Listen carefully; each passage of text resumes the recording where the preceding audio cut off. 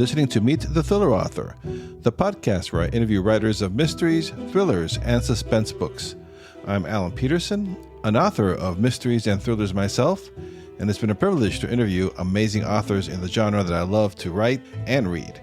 So far, I've interviewed over 200 authors, including thriller icons like Dean Koontz, Walter Mosley, Tess Gerritsen, Lee Child, and many, many more. You can find an archive of all my interviews with show notes, resources, book reviews, and a lot more over at my website at thrillerauthors.com. From there, you can also join my Thrilling Reads newsletter for book deals on great thriller and mystery books. So head on over to thrillerauthors.com and check all that out. In this episode of the podcast, number 200, you'll be meeting Brian J. Morra. Brian is a former United States intelligence officer and a retired senior aerospace executive. He helped lead the American intelligence team in Japan that uncovered the true story behind the Soviet Union's shoot-down of Korean Airlines Flight 007 in September of 1983. He also served on the air staff at the Pentagon while on active duty, and as an aerospace executive, he worked on many important national security programs. Brian has also provided commentary for CBS, Netflix, and the BBC. His debut novel, The Able Archers, won a National Indie Excellence Award for military fiction and was a finalist in the Next Generation Indie Book Awards. The second installment of the Able Archer series, The Righteous Arrows, will be published on April 16th. A lot of pleasure talking to Brian. Such an amazing background. So stay tuned with that interview. It's coming up here in just a second. Welcome to the podcast, Brian. Thank you very much, Alan. Thank you for the invitation. Amazing. Your real world experience as an intelligence officer in the military is just amazing. Can you tell us that how you turned some of those work experiences from that part of the world, which is highly classified and all that, into gripping military thrillers? How was that balance? Yeah, well, that's an excellent question. And well, one thing is that my books are reviewed by both the Pentagon and the intelligence community, even though it's historical fiction. But once you sign those clearance letters, you're kind of bound for life. And so that's one of the ways I'm able to write about it is I get permission. And in the case of the first book in my series, which is called The Able Archers, most of those events were highly classified until about the year 2015. But around 2014, 2015, through the efforts of some very, very hardworking people, the U.S. government finally released a lot of the records surrounding the events of the 1983 nuclear war crisis. So that's one of the main things really that prompted me to start writing once I retired from my industrial career, that these documents were becoming available and I could begin to even contemplate writing about them without the FBI knocking on my front door. So that's a little bit of the background on that. So yeah, a concern that most writers don't have, right? Probably not. Yes. It's fascinating. I watched that Netflix documentary, on the Cold War, Turning Point, the Bomb, and the Cold War. And you were featured extensively in the documentary. So before we get into the nitty gritty about it, I just kind of curious, how did you get involved with that, and what's it like being in the Netflix documentary world? Well, I was contacted by the production company that does the Turning Point series. Some of your listeners may know that they did a highly acclaimed Turning Point series on 9/11. That aired on Netflix on the 20th anniversary of 9/11. And I think not long after that production was completed, they started working on this Cold War production. And they contacted me not long after the Able Archers book came out. And then the Able Archers book was published in the spring of 2022. So almost exactly 2 years ago to the day. And they got the book, and I didn't send it to them. I'm not sure how they got the book, but they did, and the production team read it. The director read it, and that they reached out to me and asked me to if I would consent to be a consultant, be a talking head on their Netflix, on the documentary they were putting together for Netflix, and that's how that came about. Yeah, that was an excellent documentary too. Scary, but excellent. Yes, Um, yeah, I I agree with you. And if just sorry for interrupting, but for your readers or listeners rather who haven't had a chance to see it, I do recommend it. And some of the footage that they have from the Soviet Union, from East Germany, from Russia after the fall of the Soviet Union is nothing short of remarkable. And a lot of footage I've never seen before. And it's compelling stuff. They really did a fine job. Yeah, it was amazing how they even interviewed like the military officer in the Soviets at the time who was there like ready to launch. But he Yeah.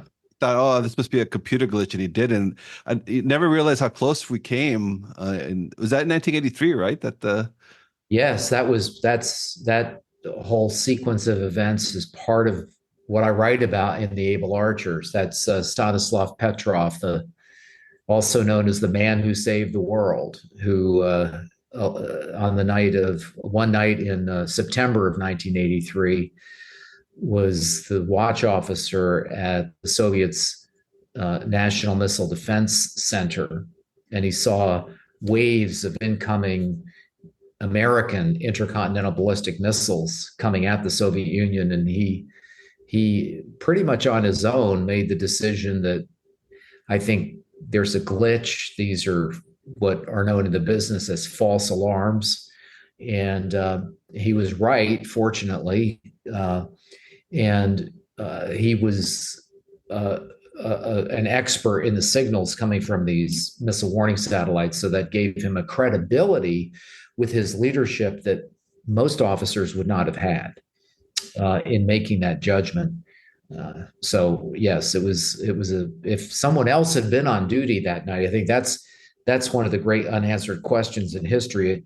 Had someone other than he been on duty that night, would the outcome have been a calamitous one where the Soviet Union might have launched their missiles on those warnings, thinking that the U.S. was launching on them.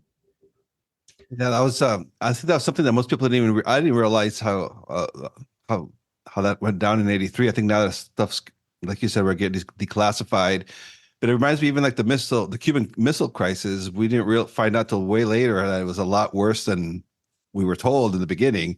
And now this Yeah. stuff's coming out from the 80s, which is the era that I grew up in. It's kind of fascinating. Yes, it is, isn't it? And yeah, that episode 5 in the Netflix series uh, covers the 1983 nuclear war crisis, which in many ways was just as bad as the Cuban Missile Crisis and is, as you just pointed out, far less known. Yeah. Yeah, it's kind of interesting too. As growing up in the 70s and 80s, I remember the Cold War, of course, and fears of nuclear bombs and all that. Then, the Cold War was over and it seemed kind of like we got a break under from a little while, but now it seems like we're right back to where we were. What are your thoughts on that? The Is it a Cold War two, or is it just never went away? Or, I'm kind of curious about that from your perspective. Yeah, it really is a central question of our times, isn't it? Mhm. And I'll answer it this way. To some degree, it never really went away. Certainly not to the extent that most people think. And while the level of nuclear alert that U.S. forces and Russian forces have been on since 1991, when the Soviet Union collapsed, it has not reached that fever pitch that we had during the Cold War. Nonetheless, those nuclear forces are sitting alert every day, 24 hours a day. So that never changed. Now, as you point out, in the immediate post-Cold War years, it seemed like everyone could breathe a sigh of relief, and to some extent that's accurate, and that's not misplaced. Today, we find ourselves in a very different world than we did in the 1990s, which is that immediate decade after the Cold War ended. And we have obviously a revanchist Russia that has invaded Ukraine twice, in 2014, again in 2022, has threatened to use nuclear weapons numerous times over the war in Ukraine. And we have a China that is embarked on the largest nuclear buildup in the history of the world. And their objective that they've stated publicly is they want to achieve nuclear parity with both the United States and Russia by the early 2030s. So, less than 10 years from now. And then you have actors like North Korea, who are really unpredictable, who unfortunately have continued to build up their nuclear arsenal, even though they're off the front pages. You don't hear that much about North Korea these days, but their nuclear buildup continues unabated, unfortunately. And then, of course, there is India and Pakistan, both of which are armed with, have nuclear weapons, and you can go on and on and on. So we're living in a world of nuclear proliferation that is different than what we confronted during the Cold War. And soon we're going to have three major nuclear powers as China completes its buildup. And we've never experienced that before in world history. We've had a bipolar, Soviet Union and the United States as the major nuclear powers during the Cold War. We've never had to manage a nuclear calculus where now you've got three major nuclear powers. So without scaring everybody, it's a dangerous time that we live in. And unfortunately, nuclear weapons have not gone away. And in fact, nuclear weapons are more proliferated now than they ever have been. Yeah, there doesn't seem to be that much of a coverage on the news about that, how like it was back in, when I was growing up, and, even in the 50s and 60s, it just seems to, like, I don't know, it's kind of weird. Like, watching that documentary, hearing to you talk, we should be a little more concerned about it. I mean, not live in fear, but like, it's there.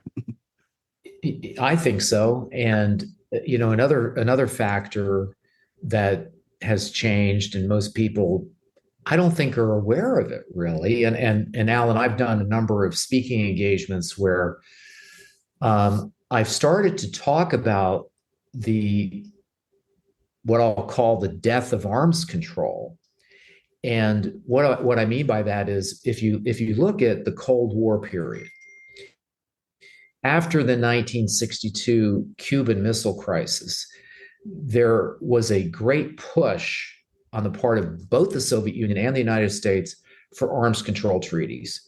And if you look at that period after 1962 up through the 1970s, there were a lot of arms control treaties that were put in place. Similarly, after the 1983 nuclear crisis, which again is the major topic of my first book, The Able Archers, after 1980, President Reagan and Mikhail Gorbachev negotiated a number of crucial nuclear arms treaties that continued on through the Bush administration, the first Bush administration, and into the Clinton years. So we had this kind of golden age of arms control. And one of the things that, as I said, I talk about in my talks recently is I put together a slide that shows where are all those arms control treaties today.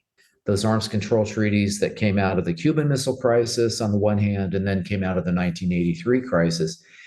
And the sad fact is they're all gone. Wow. all of those all of those treaties have been either abrogated or vacated by the United States or Russia. And of course, China was never a signatory to them in the first place.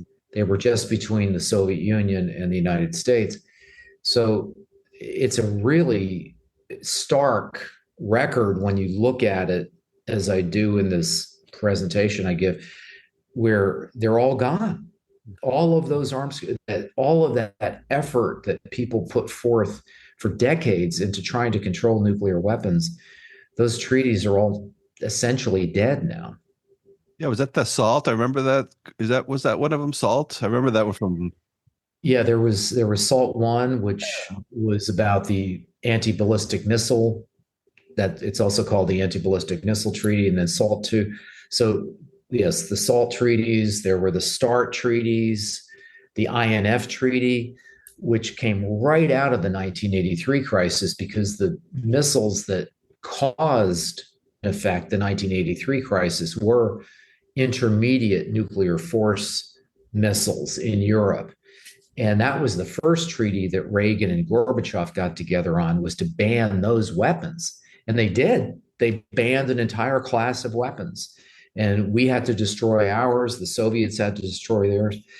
And then the START agreements, which were replaced by New START. And New START was vacated by the Russians a year ago in 2023.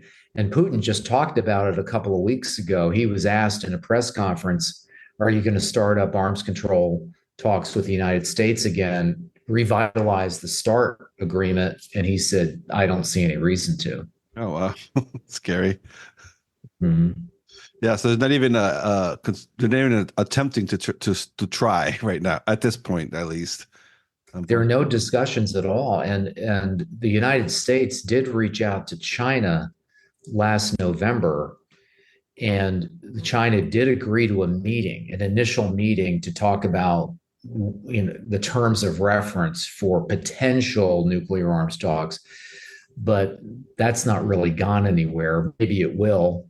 One hopes it will. But we're really sidelined now from arms control at the very time when, as I mentioned earlier, nuclear weapons have proliferated around the globe in an unprecedented way. So the combination of that proliferation and the fact that arms control is essentially dead, it should, you're right, it should be an issue. One would think it would be an issue in the presidential campaign, but it's not. Yeah, that's just what I was thinking. I mean, I didn't even hear about it. Yeah. And so I'm kind of curious too now with regards to your book, The Righteous Arrows. Coming back a little bit on the fiction side of things, what's the core story there, and what was the journey like for you to bring this book out to the public?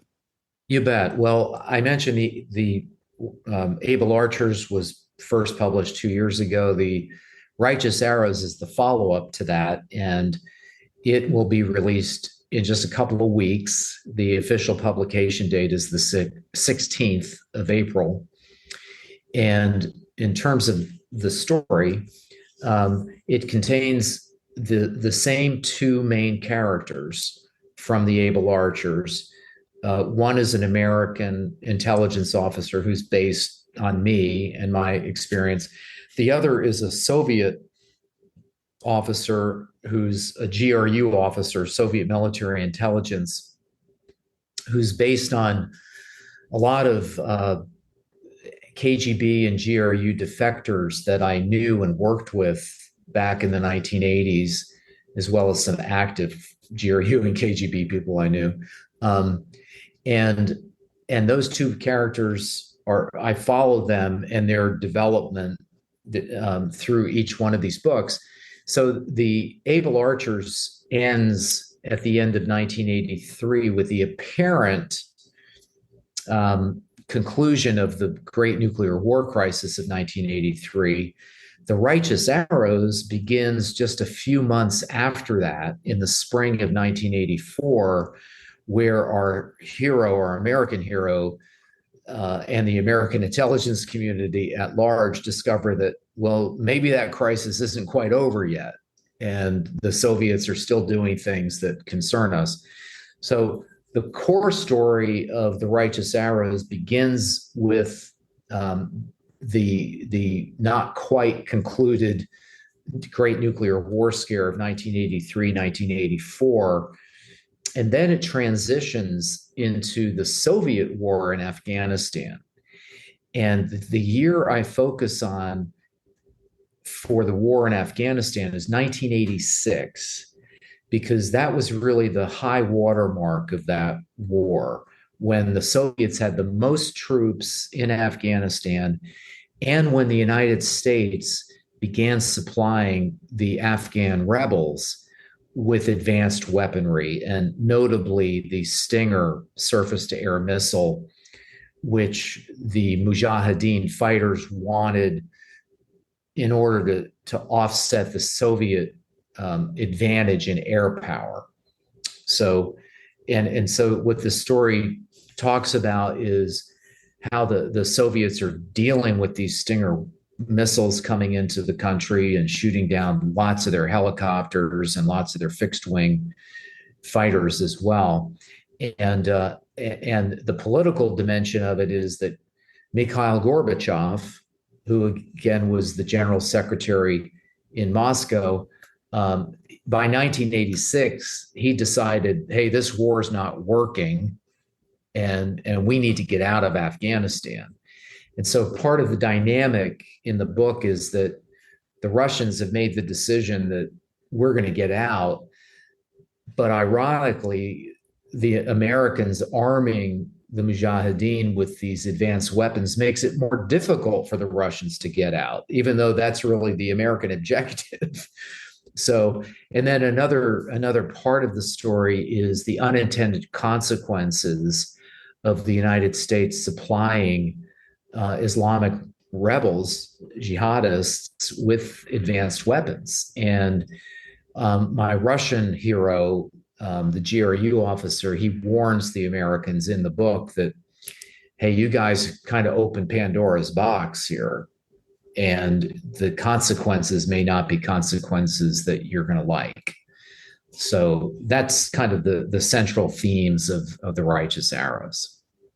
I was interested too, because you have so much experience, obviously, in the research and everything. Like your approach to ensuring, of course, you want to ensure that the technical details are correct and are there, but you don't want to overwhelm us as the readers. How do you out? Well, my wife is my story editor and chief editor in chief in any event, and she's got an excellent eye for that. So she has helped me in and certainly the first two books, and I'm working to get the third book to the publisher right now, at not overwhelming people, because it's pretty easy for me to geek out on on weaponry and on intelligence collection systems and all that. So she keeps me honest with that, and I think we come up, between the two of us, I think we come up with a pretty good balance of enough detail, but hopefully not overwhelming people. I wanted these books to be fast moving and to be, page turners, and the real events, the historical events, are so thrilling in and of themselves. I don't have to do much embellishment to them. I put my characters at front and center into these historical events, but the events themselves really, I think, carry the books forward. And I don't have to get super detailed with things, but in the Righteous Arrows, I did have to, one of the things I did a lot of research on was just how did the Soviets really conduct operations in Afghanistan, and especially their special forces. How would they conduct a raid? Because one of the climactic points of this book is a raid that the Russian special forces, the Spetsnaz, conduct. So I did a lot of research to make sure I didn't get that wrong. Yeah, fascinating stuff. And then I'm also curious too, because like you said, it's based on your real life experience and real people. But were you still surprised when you were writing it? Like your writer brain took you in directions that surprised you? Did that happen to you while you're writing me? Oh yeah, absolutely it does. Yes. And the characters, you've probably heard from other authors that the characters tell me what they're going to do next and things like that. And that's definitely a phenomenon. It's definitely true. The characters take on a life of their own, and they'll tell you, well, sometimes when I'll write something, I'll go back and look at it, and I'd say, well, my Russian hero he'd never actually say that. He wouldn't do so. His conscience is telling me, keep it real. And uh, yeah, so that absolutely happens. Yeah, and you're writing in eras where dealing with some hardened people in that type of a world. How do you make them compelling for the readers, like the GRE, the Soviet people, and all that? Yeah, and one of my objectives, starting with the Able Archers, was to make the Russians, especially my Russian hero, whose name is Levchenko, to make him human and not a stereotype, and someone that people could relate to. His wife is a character in these books, and she's Ukrainian. She's from Kiev, and she has a real Ukrainian sensibility and doesn't particularly like Moscow and doesn't particularly like Russians. And so he has to deal with that dynamic and in his personal life. And so you see that she loves him, but she's not a fan of Russia in general. So yeah, and when I put these characters into historical situations, I want the reader to be right there with them. And one technique I use in my books is first person narration.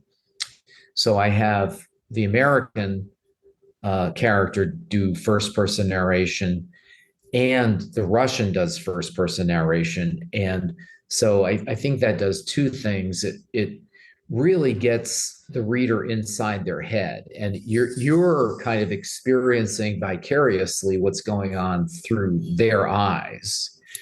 So that's the first thing it does, and it humanizes them, I think. And then the second thing it does is it allows you to see the same events through very different perspectives. So the American is viewing something one way, and then in the next chapter, you may see the Russian doing the exact same thing, and he's looking at it rather differently. Oh yeah, I love that one.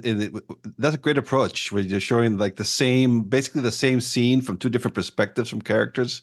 Mm-hmm. A lot of fun time. Yeah. Yeah. So now to get into the nitty gritty of the writing process, because that's always uh, something that's I'm very curious about always. Um, do you are you a plotter? Are you a pantser? What's your writing process? Yeah, since I'm writing historical fiction about real events, I do have a template for what I think is going to happen in the book, and what key events are going to occur. And that helps definitely to guide me, and it gives me a structure. And once when I was writing the Able Archers, I decided to do the first person narration technique, and that's also helpful too. I think in terms of me setting scenes, and I know that if I set a scene through the American hero's eyes, it's going to be different than through the Russian's perspective, and so that's helpful too. So I'm not one of those guys that writes a detailed outline. I tried doing that actually with my first book with the Able Archers, and I I found that it's like a war plan, no outline survives first contact with the enemy. And so I, it it helped me, I think, especially on the first book.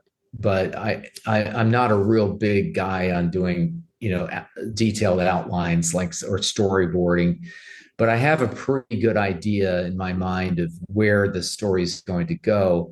But I also want to leave room for exactly what you were talking about a few minutes ago, which is that the story and the characters dictate to you where it's going to go. So I want to leave that kind of freedom in place, and that seems to work. So that's how I do it. And then with regards to your writing tools, because I always ask this for my guests, do you use like Microsoft Word or another software program, or? I use MS Word, and I haven't used any AI help yet. I probably should, but I haven't done that yet. And yeah, and that's what I don't do anything too fancy. Now, my books, because they're historical fiction, I do include maps and aids like that for the reader to orient them. And I think, particularly with historical stuff, a lot of people don't necessarily know where I'm talking about. So I that's one tool I use, is to have maps in the books to help people orient themselves. And do you write? Because I noticed from your website, you've mentioned it before. You've written a lot of nonfiction and articles about nonfiction. Mm-hmm. Is it a different approach then when you're writing nonfiction compared to writing fiction? Is it more fun? Is it to just be able to let loose? What's the difference between those two? Yeah, I think writing novels is more fun. Yeah, I do. I think it's more fun. Although I do enjoy writing articles also that are straight history or straight observation. I'm writing an article right now about Afghanistan that kind of pivots off of the Righteous Arrows and its focus on Afghanistan, but it's a straight analysis of what lessons could we or should we have learned from the Soviet experience in Afghanistan, and then what lessons should we have learned from our 20 years in Afghanistan as well. So that's fun too. It's a different kind of writing, but I enjoy doing that too. I find that for me, the combination of different types of writing is very helpful, and it keeps me interested. It keeps me fresh. It keeps me interested in each kind of writing. I'm motivated to get to it. When I do a nonfiction piece, then I'm ready to go write fiction again and write historical fiction, because it does feel more free. But each has their own attractive features, and so it's like both. Yeah, I mean, like a palate cleanser, like writing fiction. Yeah. Yeah. That's a good way of describing it. Yeah. And do you write every day? Do you have like word count goals or? Well, I don't have word count goals, and I don't write every day, unfortunately, because I'm busy with other things. I'm on a couple of corporate boards, and I do some consulting with one company. So sometimes my schedule is not my own, which has been true the last 2 days, especially. But I find that is helpful too, because doing other things, again, keeps my approach to writing, I think, fresher, because I don't experience writer's block really. I'm so excited to get back to writing that it feels like a reward. It feels like an escape, in a sense, from the real world of working on problems for a particular company or what have you. So it's that balance again for me is in this way is helpful too. And you mentioned you're working on the third Able Archers book. Can you give us a little sneak peek? Is that coming out next year? Well, yeah, I've been talking to the publisher about um, when we could bring it out, and that's why I actually hadn't intended to get to it quite this soon. But the third book in the series is called The Wall Breakers, WALL Breakers, and it is mainly about the events leading up to and around the fall of the Berlin Wall. And again, it's my same two characters, and in each one of these books, these two characters confront each other. They actually meet in each one of these books in the third act of the book. So the Wall Breakers is again about the fall of the Berlin Wall. This November is the 35th anniversary of the fall of the Berlin Wall. And we were thinking about, can we get it out? Can we get the book out in time for the 35th anniversary? That doesn't look like that's going to happen, but I'm hoping it can be published in early 2025. And I was not, I had a 2-year gap between the Able Archers and the Righteous Arrows, and I don't want to have that 2-year gap. I want to bring them out every year or so, or maybe even a little bit more often. So, but that's what the third book is about, the fall of the Berlin Wall. All right, great. And final question I always ask my guests is because the aspiring writers have mentioned before that listen to this podcast, any advice that you have, especially if someone's got a military background, that maybe it'd be cool to put their real life experience to fiction? Well, I would fall back on the old writer's axiom: write about what you know. I think that brings a certain genuine quality to the writing that, especially when you're starting out, I think as you're getting your sea legs as a writer, I think it may be even more important to write about what you know and leverage that in your writing. And then I think that is perhaps an easier path to becoming good at the craft of writing. And perhaps once you've mastered that, then you can do some more crazy things, about maybe some topics that you don't have personal experience with. But I do think that is helpful, especially when you're getting started, to write about what you know, and then you can really hone your craft on topics and things that you've got some real emotional and personal connection to. That's great. That's great advice. And for listeners, probably the best place to find more information about you is at your website. It's brianjmorra.com, right? Yes, brianjmorra.com, BRIANJMORRA.com. And there are, so there's lots of information about me and about my writing on that website. I do a newsletter once or twice a month also. People can sign up for that. And I try to keep those newsletters short and very informative because I know people are busy. And there are also links on my website to Amazon, Barnes and Noble, Books A Million, and other places where you can buy the Able Archers and the Righteous Arrows.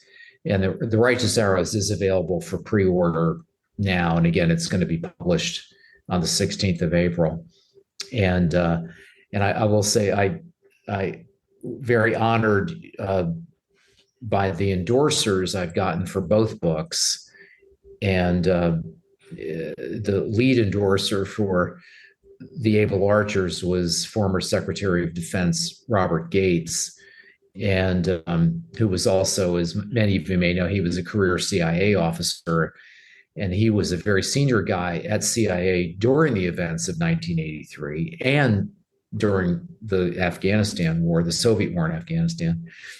And then for The Righteous Arrows, Mike Vickers, who was the guy that actually ran the program to get Stinger missiles to the Mujahideen in the war in Afghanistan. He wrote a very nice endorsement for The Righteous Arrows. And there are characters based on both Bob Gates and Mike Vickers in these books, or at least in The Righteous Arrows. Yeah, it's kind of a fun thing. I think, this is one of those books where you may want to just take a look at the endorsements, because there's some pretty interesting people that have endorsed the books, and they write some pretty cool blurbs. So yeah, I have to check that out. Those are some pretty big names in politics and history. So yeah. All right, Brian. Well, thank you so much for coming on the podcast, for talking about your career, your books. It's been fascinating talking with you. Thank you very much, Alan, for the invitation. It's been a real pleasure. Thank you.